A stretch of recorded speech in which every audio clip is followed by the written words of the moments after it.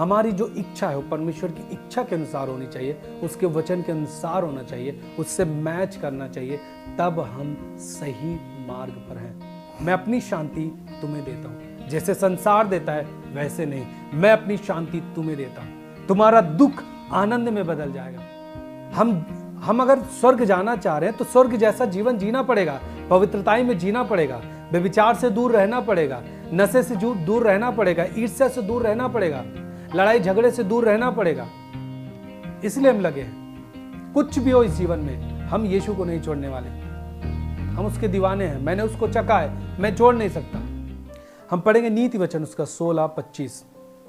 यहां पे लिखा है, ऐसा भी मार्ग है जो मनुष्य को सीधा देख पड़ता है। ध्यान से सुनिए, एक व्यक्ति को समझ में आता है कि सीधा मार्ग है, बहुत ही आसान है, हम बहुत ही अच्छे से जा पा रहे हैं और जो भी करना चाह रहे हैं कर ले रहे हैं, अपने मन के अनुसार भक्ति कर रहे हैं। हम भक्ति में चाह रहे हैं, जो करना चाह रहे हैं, इधर उधर गलत काम कुछ भी कर रहे हैं, अपने मर्जी के अनुसार चल रहे हैं, लेकिन भक्ति कर रहे हैं। तो आपको लगता है कि ये सीधा मार्ग है, बहुत अच्छा है। कुछ गलत काम कर रहे हैं लेकिन हम भक्ति कर रहे हैं, गलत बोल रहे हैं लेकिन हम पश्चाताप कर रहे हैं। हाँ, मैं कभी कभी बेविचार कर जाता हूँ, ऐसा माहौल हो जाता है। हाँ, कभी कभी मैं फ़ोन में गलत वीडियो देख लेता हूँ, गंदे फिल्मों को देख लेता हूँ। हाँ, कभी कभी हो जाता है, लेकिन मैं पश्चाताप कर लेता हूँ। आपको लगता है ये सीधा मार्ग है, लेकिन इसका अंत जो है वो मृत्यु होगा। मैं आपको बता रहा हूँ, मनुष्य के हिसाब से यदि मनुष्य अपने हिसाब से चलने लगे तो कभी भी वो व्यक्ति अनंत जीवन नहीं पा सकता। उसको परमेश्वर के अनुसार जीना ही पड़ेगा, उसको परमेश्वर की मर्जी पे चलना ही पड़ेगा। उसका कोई ना कोई सिखाने वाला, समझाने वाला होना ही चाहिए, यदि वो जीवन में प्रवेश करना चाहता है, परमेश्वर के घर में प्रवेश करना चाहता है, स्वर्ग में प्रवेश करना चाहता है। बाकी मरने के बाद, यहां से जाने के बाद कितना भी आपके नाम के आगे स्वर्गीय लगाया जाए, आप स्वर्ग नहीं जा सकते हैं। लगेगा सीधा मार्ग है, लेकिन वो मृत्यु की ओर जाता है। इसका मतलब है हमारा जो मार्ग है, हमारा जो चलना है, हमारी जो इच्छा है वो परमेश्वर की इच्छा के अनुसार होनी चाहिए, उसके वचन के अनुसार होना चाहिए, उससे मैच करना चाहिए, तब हम सही मार्ग पर हैं। देखिए, जब हम सकेत फाटक की बात करते हैं, अब प्रभु का वचन कहता है कि सकेत फाटक से प्रवेश करो। इसका मतलब क्या? क्या परमेश्वर चाहता है कि आप दुखों परेशानियों में रहें? सकेत फाटक का मतलब क्या परमेश्वर चाहता है आप परेशानियों में रहें, दुखों में रहो और पीड़ा के साथ, दिन भर बोझ के साथ, दुष्टात्माओं से लदे हुए, बीमारियों से लदे हुए आप स्वर्ग जाओ? क्या यही मतलब है सकेत फाटक और कठिन मार्ग का? नहीं। जो हमारे और आपके लिए परमेश्वर ने वचन बोले हैं उसका क्या फिर? उसने कहा मत्ती 11:28 में, मैं तुम्हें विश्राम दूंगा। हे बोझ से दबे हुए लोगों, मेरे पास आओ, मैं तुम्हें क्या दूंगा? विश्राम दूंगा। तो अगर हम सोचते हैं कि कठिन मार्ग यही है कि दुख मुसीबत को झेलते हुए प्रभु के पास जाएंगे, उस जीवन में प्रवेश करेंगे, एकदम हमेशा दुखी में और पीड़ाओं में रहेंगे, तो वो वचन क्या जो मत्ती 11:28 में है कि मैं तुम्हें विश्राम दूंगा? उस वचन का क्या कि परमेश्वर ने कहा कि अब्राहम की सारी आशीषें मसीह यीशु में आपकी है, इसका मतलब आप धनी बनाए जाएंगे। इस वचन का क्या अगर हम उस कठिन मार्ग को इस तरीके से लेते हैं कि हम बहुत दुखों के साथ जीवन में प्रवेश कर रहे हैं? उस वचन का क्या कि मैं तुम्हारा चंगा करने वाला परमेश्वर हूं, या उसने कहा मैं तुम्हें शांति देता हूं, उसने कहा मैं तुम्हारे लिए सहायक भेजता हूं यूहन्ना में, उसने कहा तुम मसीह में जयवंत से भी बढ़कर हो। इन सारे वचनों का क्या फायदा यदि हम दुखों के साथ ही उस जीवन में प्रवेश कर रहे हैं? सिंह को तो घटी हो सकती है परंतु तुम्हें नहीं। इसका मतलब है जो सकेत फाटक और कठिन मार्ग है वो कुछ अलग है। हां, यह है कि एक व्यक्ति, बाइबल कहता है कि वो दुख आएगी, परेशानियां आएंगी, वो छोटी छोटी प्रॉब्लम्स आ सकती है आपके बीच में, परंतु बाइबल कहता है यहोवा उसे टालता भी है। हमारे सामने चुनौतियां आ सकती है क्योंकि हम मसीह जीवन में हैं। कोई आके बोल सकता है मसीह को छोड़ने में तुम्हारे साथ ये कर दूंगा, मैं तैयार हूं परंतु मसीह को नहीं छोड़ूंगा। वो परमेश्वर आपको जयवंत करेगा। हाँ ये है, ये कठिन मार्ग है, थोड़ा आपके लिए चुनौतियां आ सकती हैं, लोग आपके विरोध में बोल सकते हैं, परंतु आपका परमेश्वर भी आपके साथ है। इस बात को याद रखना है। लोग आपके विरोध में आ सकते हैं, झूठी एफआईआर आपके विरोध में हो सकती है, मिनिस्ट्री पे अटैक हो सकता है, कुछ भी थोड़ी थोड़ी चीजें हो सकती हैं, लेकिन यह भी याद रखना कि आपका परमेश्वर आपके साथ है, जो कहता है मैं तुम्हें शांति दूंगा, मैं तुम्हारा चंगा करने वाला परमेश्वर हूं, मैं तुम्हें रिस्टोर करूंगा, जो कुछ तुमने खोया है सब वापस दूंगा। हालेलुया। परमेश्वर एक जगह और यीशु मसीह एक बात कहता है, मत्ती 11 उसका 29 और 30, मैथ्यू 11 चैप्टर 29 एंड 30। यहां पे लिखा है मेरा जुआ अपने ऊपर उठा लो, मुझसे सीखो। किसका जुआ उठा लो? मेरा जुआ। मतलब यीशु मसीह कहता है तुम मेरा जुआ अपने ऊपर उठा लो, मुझसे सीखो क्योंकि मैं नम्र और मन में दीन हूं, तुम अपने मन में विश्राम पाओगे। और आगे वो कहता है मेरा जुआ सहज और मेरा बोझ हल्का है। इसका मतलब जो उसके मार्ग पे है वो आसानी से उस जीवन में प्रवेश कर सकता है। संसार के नजरिए से हम देखें तो कठिन है, परंतु जब हम उस मार्ग में चलने लगते हैं वो आसान हो जाती है। हालेलुया। देखिए सकेत फाटक और कठिन मार्ग का मतलब मैं आपको बताना चाहता हूं। इस मार्ग में चलने का मतलब एक समर्पण का जीवन, त्याग का जीवन।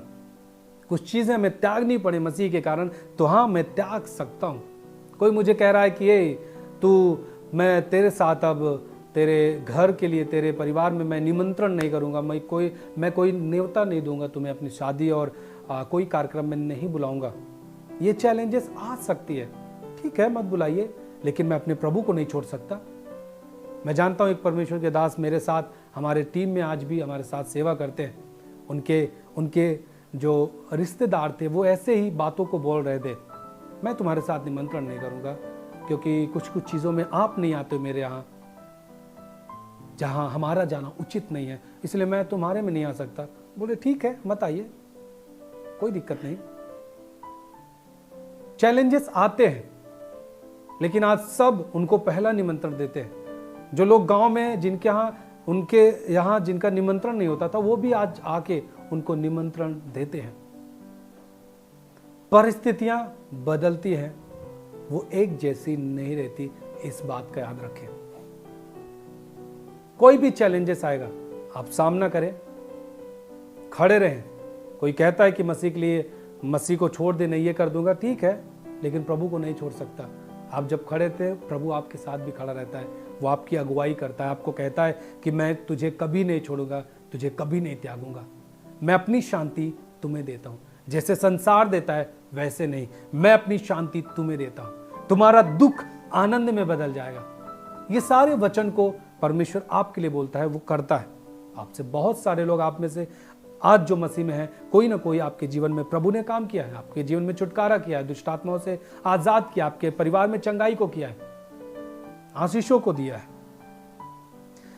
बस सकेत फाटक और कठिन मार्ग का मतलब हमारा जीवन समर्पण के साथ होना चाहिए। मैं प्रभु के सामने समर्पित रहूंगा, जो प्रभु कहेगा वही करूंगा, जो उसका आदेश है वही करूंगा। बस आप उस सकेत फाटक में हैं, आप सकेत फाटक से प्रवेश कर चुके हैं, उस कठिन वाले मार्ग में हैं, यही है, आप जीवन में प्रवेश करेंगे। आप बताइए संसार में जो लोग हैं उनका कोई समर्पण का जीवन है? नहीं ना। अब वो जो समर्पण का जीवन पसंद नहीं करता, वो समर्पण का जीवन देखेगा तो उसको वो कठिन लगेगा कि नहीं करने में, तो वही है उसके लिए कठिन है, वो सकेत फाटक है। लेकिन जो प्रवेश करना चाहते हैं उनके लिए आसान है। त्याग का जीवन जीना पड़ता है और वचन के अनुसार उन्हें जीवन जीना पड़ता है। हालेलुया। अब बताइए, एक व्यक्ति जब उस मार्ग में चलने का प्रयास करे, सकेत फाटक से प्रवेश करे, और उसे क्या करना पड़ता है कि अपने बैरियों से भी प्रेम करना पड़ता है। और संसार में क्या है? बैरियों को सताना है,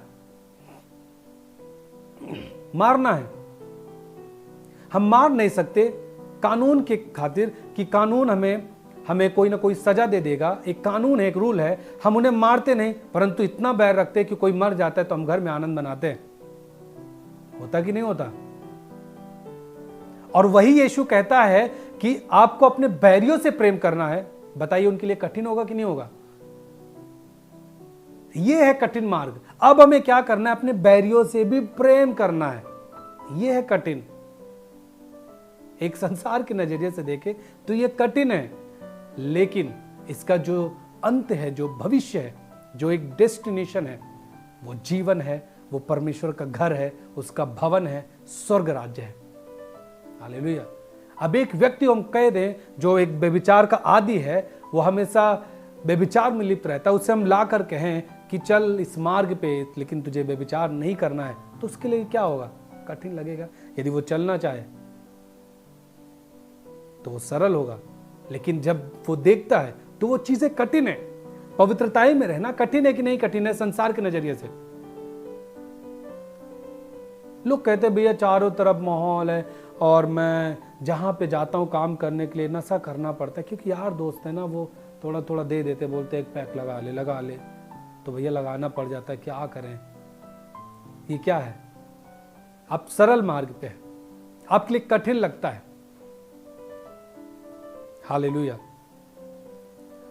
मैं आपको एक बात बताना चाहता हूं। मान लीजिए परमेश्वर ने निर्धारित किया है एक स्वर्ग एक नरक, और प्रभु, लोग कहते हैं कि वो तो परमेश्वर है, उसे सबको ले जाना चाहिए, एक साथ स्वर्ग ले जाना चाहिए उसे।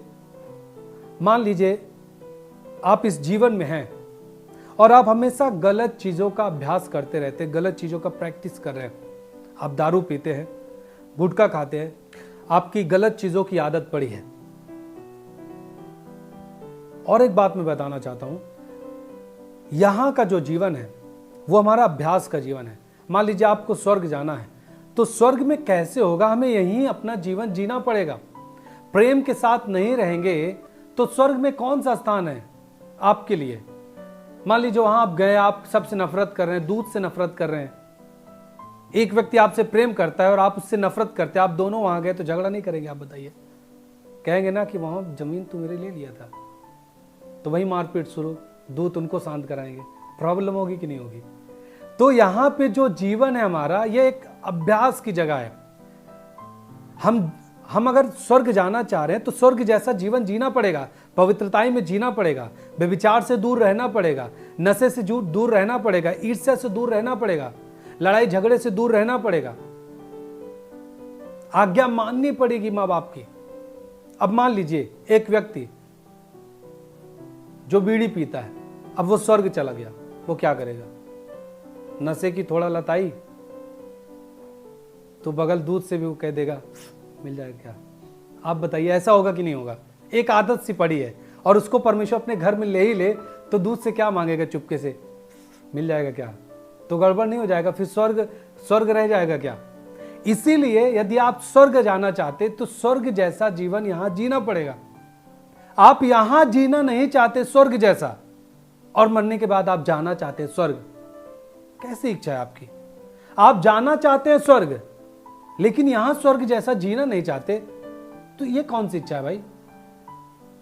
आप जो यहां जीवन जीना चाहते हो वहीं के अनुसार आप जाएंगे, आपकी जगह वही होगी नर्क, जहां पे बाइबल के अनुसार दांत पीसना होगा, एक अंधकार होगा जहां पे लोग हमेशा के लिए रोते रहेंगे, उनका चीखना होगा, चिल्लाना होगा।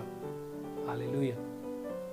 जिए एक स्वर्ग जैसा जीवन यहां पे जीना सीखिए।